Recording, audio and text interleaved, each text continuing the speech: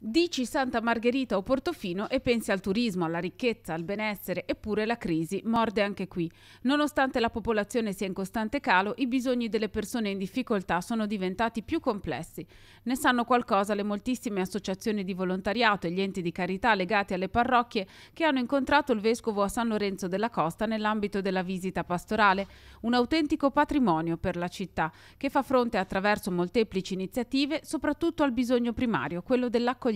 Il centro d'ascolto offre innanzitutto l'ascolto, che comunque nella nostra società è molto importante,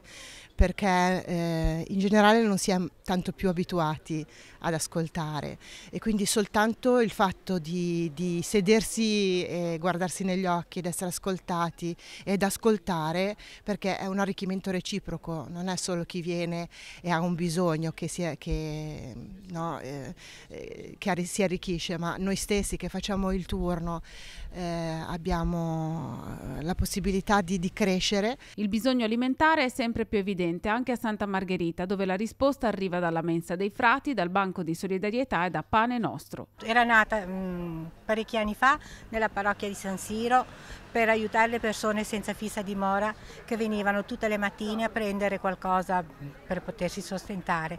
Poi da quello è diventata una cosa molto più importante, perché abbiamo avuto la collaborazione di diversi negozi che tutte le sere ci consegnano l'invenduto. E noi lo raccogliamo, ci sono diversi volontari che lo raccolgono e poi altri volontari la mattina successiva lo distribuiscono alle persone senza tetto e anche alle famiglie. Il centro di ascolto, nato oltre 30 anni fa sulla scorta dell'esperienza di Chiavari, negli ultimi anni ha allargato la propria attività ad un numero sempre crescente di persone. Mentre magari all'inizio era più una questione di